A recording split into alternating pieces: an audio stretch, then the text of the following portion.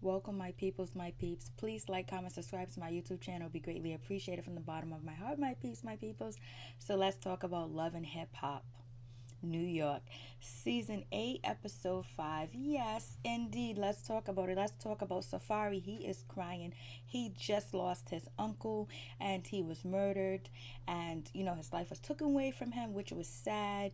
And the way his uncle was found was even sadder. Having the door wide open and finding his uncle laying on the floor and, having wounds of being stabbed is very sad. And God rest his soul. Sorry to hear that, Safari. I wish you well. I hope you get through this, and it only makes you stronger. And stay there and support your family and be strong for your mom and your sisters. And we learned Safari father wasn't there for him. He wasn't there to support him or help him. So his uncle kind of like stepped in. His uncle kind of, was became his father, became his support system, became that male role model in his life. And he also says that, he feels like his uncle's with him. And, I feel you, Safari. But also, we get Chucky Doll. Chucky Doll walks in. She dyed her hair purple this time, a light color purple. And, she's basically saying like, oh my god, Safari, basically like, oh, it's like this, it's like that.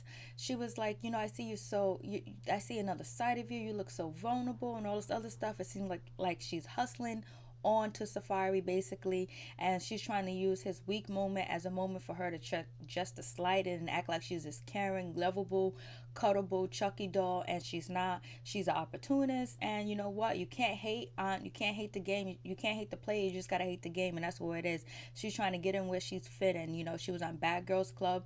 She throughout that situation, she messed that situation up.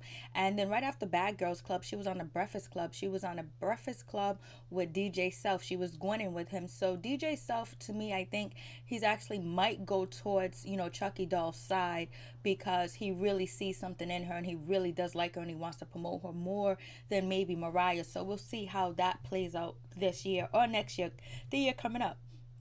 But before then, we also get, Chucky Doll and, Safari. They're at, they're shopping. She's on the back of his motorcycle. She's thinking that she's all that and then some. She's on Love and Hip Hop, and she got Safari, Nicki Minaj ex, and Mr. Love and Hip Hop himself.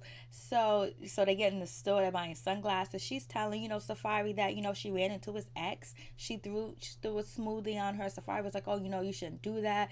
What kind of look is that? Like, if I want to bring you home to my mom's or whatever, I don't want them to have to see images of you out here on national TV wiling out and looking bad, because it's not the look. And she's like, oh no, I'm gonna look great. His parents are gonna love me, and he wants to bring me to meet his family. Well, there are some guys that will bring any trick, any thought to meet their parents, and there's just some guys that won't bring you to meet nobody because they don't want you to know nothing about them. So it's here or there where that situation might go with Safari and Chucky Doll.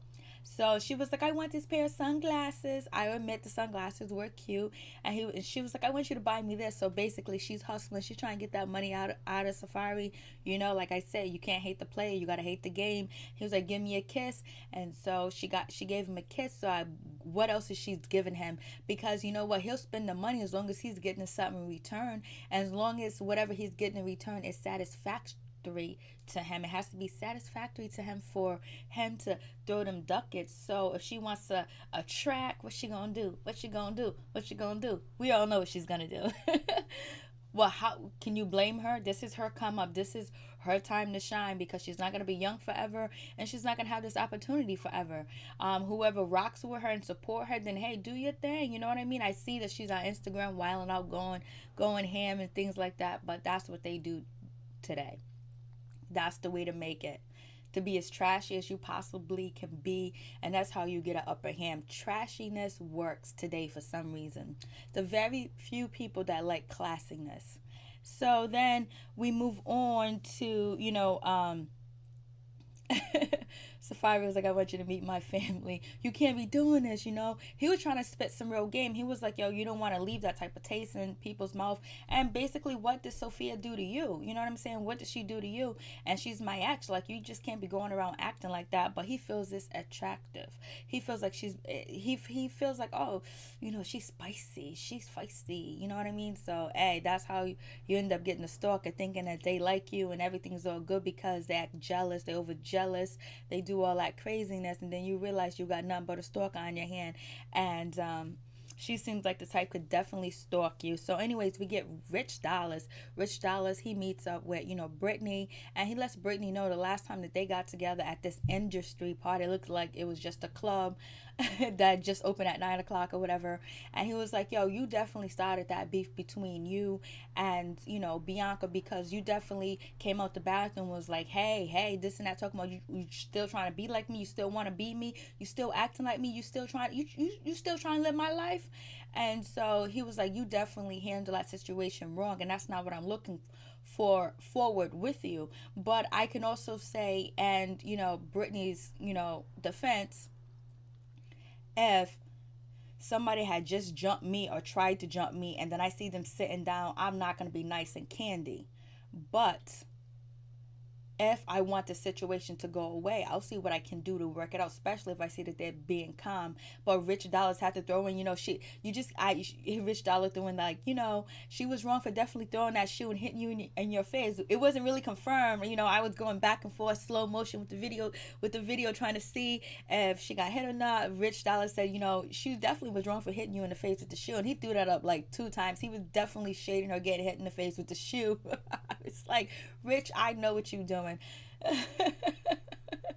So Rich Dollar was like, you should not worry about that, because you're talking about your grandmother's this, your grandmother's that. That should be up here. That should be number one. That should be your main focus, is your grandmother and helping her out and securing that bag. So maybe you can help with her medical insurance, or maybe when she leaves this earth, she'll know that you are secure and you're taken care of, and you have put things on the right path for you to succeed in life. So anyways, Navarro walks up. Navarro's an attractive guy. Navarro walks up and whatever, and he was like, yo, Richie, you know, Anais is gonna call you, and, you know, she's looking forward to talking to you, whatever. And basically Richie Dollars bring, you know, Navarro to the situation because he's working to be an entertainment lawyer and also managing, and he actually wants, you know, Brittany to meet him to see that he's trying to do some things for her. Bitch is just to see Navarro ain't even gonna mess with Britt. If he does, I will be surprised and I'll eat my words.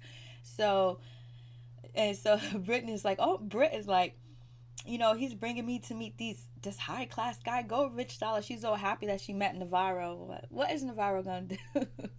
And so then they talk about Anais and things like that. But, you know, Brittany is happy because maybe she really believes that, you know, something's gonna happen with the situation, that, you know, everything's gonna move forward with the situation, with her career and everything. But I think one of the things they should work on is, you know, the intro, the music they have on the show. Why can't it be some of the artists that are on the show that talking about they got new music out, they got the singer out? How come we not hearing that? Well, if I don't see it. So then we move on to, you know, Little Mo and Carl. So basically they're gonna get ready to take this lie detector test. They got Carl looking like a criminal. He looked like he's in a jail cell. He looked like he's in prison and shit like that, or whatever. He's taking his lie detector test. Mo's talking about she's nervous because the machine's making all this noise. Have you been around a lie detector test before? So you know when it makes noise and beeps, it means he's guilty. She was like, she goes, I don't believe it, but, you know, I trusted him, and now I believe that he's failing the test. I don't believe he's going to pass the test. And so, whoa, boom, he doesn't pass the test. He fails. And he basically doesn't admit to everything. He just says he didn't lay down with the female, but he did text, he did send news and things like that. And so basically that is cheating. So they meet up with the doctor, this counselor, and he actually owns up to it or whatever. And basically Mo was like, you know what, usually I leave because this is Mo's 3rd marriage. It's like, damn, you should have waited before you married this dude. You should have let him see what he was all about. Let him prove to you what he can really do for you. But hey, it is what it is. And she's just like, she wants to give up, and so now he owns up to it, but he doesn't own up to having any type of physical sex. And he says that he wants to work on it. What can we do go from here? Well, what you could do was tell the truth the first goddamn time. And the second thing is, Mo, you need to stop using, I need to know the truth for my son. Now the son is going to watch this show and see daddy on TV getting caught to be a liar. So everything that his son read on, Radar, or Boss Up, Jasmine Brand, and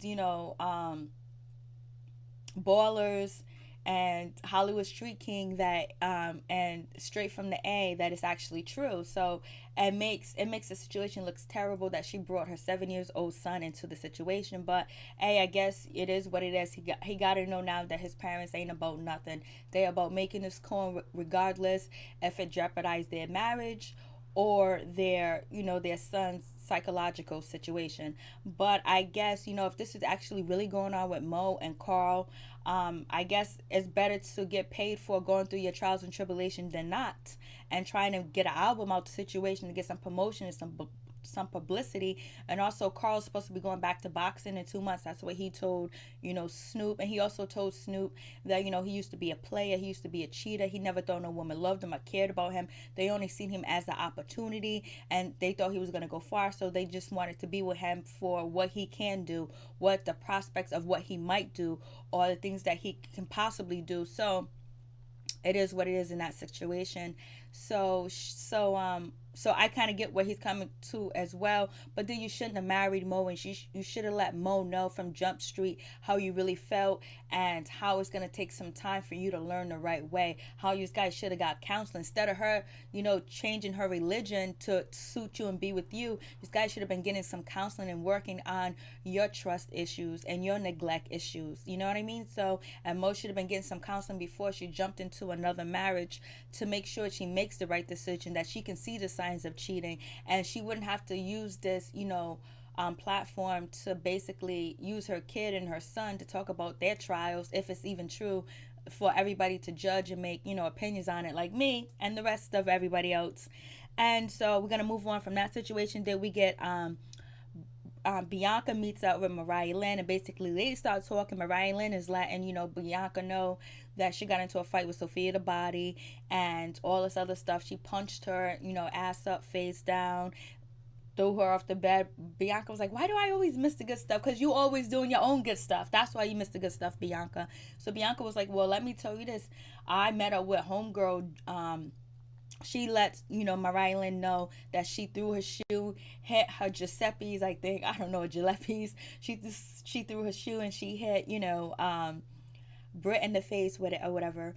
And then on top of that she met up with Chucky Doll. When she met up with Chucky Doll, she was like, well, if you two ever tried to jump, Brit or use or whatever, you guys, I'm gonna have beef with Mariah Lynn, you know what I mean? So I don't know if she's just trying to say if they try to jump her or double team her, that she's gonna jump in. I can understand it, because you shouldn't watch a friend get beat up. But why would you even throw her in the situation? Why would, when you already working on a label with Mariah Lynn, why won't you come to Mariah Lynn, Cabbage Patch, Chucky Doll, and talk to Mariah Lynn, be, hey, listen, this is the problem. I know your girl Bianca got a problem with Brett or whatever. So, I don't know if you're going to come after her because you two are girls, but I'm just letting you know that, I don't want that situation to happen, because then I'm going to have to get in it, and we are label mates, whatever label, this Gwen label or whatever you guys are on. So she could have handled it that way, but we know Dream Doll is a scutterbucket. She's an alley cat. She's a feisty alley cat. She's a sewer rat. She's one of New York's finest sewer rats. And so, because she's vicious and she bites and she attacks. And she can chew through metal and garbage cans, and sometimes concrete and cement. So, it's just like crazy. So anyways, Bianca is letting Mariah Lynn know what was going on with that situation. And so then, Mariah Lynn was like, yo, that's mad frosty. That's mad shady, because why would she put me in that situation? So Bianca was like, I'm trying to let you know that things ain't going to be all glitter and gleam up in that, that Gwinnett office with her. So Bianca was just giving her the heads up that, Chucky Doll threw her in a situation, and she might have to protect herself, protect her neck, protect her back, because she's putting her all in the midst of the beef. So from this moment on, they both going to handle their situation. And, Mariah Lynn is like F James Orr. So It is what it is with that situation. So then we get Juju. Juju meets up with Bianca basically, and they started talking. And then basically, Juju's trying to meet up with Bianca to let her know, hey, you don't need to stop fighting, you need to settle down. So Juju is trying to be a role model. She's trying to guide her and say, hey, let's have some unity, let's have some sisterly love. You can't be out here in these streets fighting like this. And Bianca's on her way talking about, I hope Juju don't bring up me throwing my shoe at homegirl, because if she don't bring it up, I won't, because she knows that she's gonna hear it. So anyways, it seems like Juju does have Bianca back in a certain type of way, but she ain't gonna be fighting in these streets. And plus, she already got to fight with this chick that's dragging her through Instagram and Twitter with stealing Cam away from her, I guess, or whatever. So anyways, with that situation, they're having a conversation. Then we hear Bianca, she's dropped an album and she got signed to a label. The label she got signed to was Columbia. It was two labels. she got Supreme Music, or Premium, or Sony, Pontiac, I don't know, and what else? Sony or whatever. I hope it's all true. You know what? I'm gonna believe that Bianca is telling the truth. Just off GP, I'm gonna believe that Bianca ain't gonna be out here lying about her being signing a deal or whatever. So then, Juju was like, so does, Yandy know about the situation? She was like, nah, me and Yandy ain't been cool. People been going around telling her I said this and I said that about her. And so we haven't really been talking. Yandy haven't been helping me. She's busy with Mendici. She's busy with the kids. She's busy with everything. So Juju was like, I'm going to set up a meeting. We're going to get this all squashed. We're going to see what happens or whatever. So then we get Mariah Lynn. She pulls up. She meet up with DJ Self Gwinnen. She meets up with him. He's sitting in whatever kind of car he is. Whatever kind of car he's in. It's all flashy. I don't know if it's rented. But he possibly could afford that car because he does work for Power 103, Power 105 or whatever. So he's sitting in the car and he's just, he's looking directly at the camera as he's sitting in the car with Mariah. Mariah jumps in the car and she was just like, yo, Self, I need to talk to you, son, because it's some, I'm being involved in some bullshit I shouldn't be involved in. This girl, is supposed to be Gwenning with, Chucky Doll. Chucky Doll's out here telling people that she's gonna have an end with me because of, Bianca's beef with, Brittany and all that other crazy shit. So what's good, like, you need to talk to her. Self is like, oh, that's he said, she said. But we all know that it is true because, Chucky Doll did say that last episode to Bianca. But, Self ain't trying to hear it because it's he said, she said, and all that other stuff. And he didn't even bring up that Mariah Lynn fought Sophia the Body, which is, what's it? Jay Quan or Jay Quiz, whatever his name is, Jay Quiz, whatever his name is. And so also, he's just sitting there he's not even paying attention to Mariah Lynn. He's just sitting there looking at the cameras, making sure they get that nice shot of him at the whole frame of the front of the car. So I got the shot. It's in my slideshow. And so she was like, I don't know why this girl's involving me, blah, blah, blah. I'm just here to work. I don't want none of this stuff to come between what we doing. I don't want it to come between us making money, us getting this bag, us messing up with our label. Mariah Lynn's feeling some type of way that he's liking, Chucky Doll the most because he thinks that she's a superstar. She's this, she's that, and all this other stuff. He didn't think the same thing about, who Cardi B. So it is what it is. So Mariah Lynn, I'm just trying to tell him, trying to give you a head up so you don't cut my neck, cut my bag off and thinking I'm the troublemaker. So it's over. That situation's over. It seemed like I guess Self is going to try to get to the bottom of it, but it seems like, he believes that, Chucky Doll's more marketable right now in this day and age. So we get Remy Ma. Remy Ma meets up with Papoose. They're going to have this baby. They're going to do that thing. She's opening a store. She's having an album drop. She got the house together. And, she did have a little bit of concern about the IBF with, talking to Juju. Papoose said, don't speak that negative energy to life. That's what I'm talking about, Papoose. You need a man that can build you up and help you when you're about to say something negative and say, don't bring that energy around us because we're going to do this. So that's cool. They're going to do that. So, I already talked to you about the safari. in his situation, and then Chucky doll trying to get up on that situation, trying to see how she can milk this situation and get a scene, and see if Safari would spend some more extra dollars and get some studio time, maybe write her a hit or something like that. So then we get to Anais and Richie. They meet up, and she's like, oh Richie, I love you. She's like, Richie, don't worry about this ring. This ring don't mean nothing. She was like, you said some people I tell them the truth, some people I don't. Do you like the waterfall at my photo shoot, or do you like what you see? You want to see what's under this dress? So Anais is a straight, another sewer rat, but she is a nicer sewer rat. She's a sewer rat with class, that wears a nice dress and put on perfume and a nice wig. And basically, she was like, she don't really care about her husband. Her and Ruben ain't together right now. Well, you are together. You are married. And he's taking care of the kids while you're here slinging that punani, hustling that punani.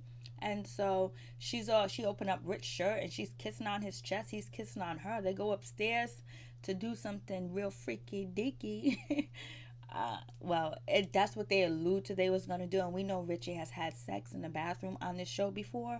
So we'll see what happens with that situation. And so then we move on to Yandy, Juju, and Jonathan. They meet up, and basically Juju's there to tell Yandy, hey, listen, what's going on with you and Bianca, because she's thinking people telling you hearsay about what she said, and she wants to talk to you. That's when Jonathan jumps in, was like, I'm the one that said it. I'm just like, oh, okay, here we go, Jonathan, being all extra. Bianca got her beef on the scene with other people. You just had your beef with, Anais.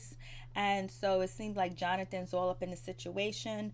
And, so basically they're all going to meet up together the next day, meet up with Bianca. And Bianca is going to be faced with this bullshit.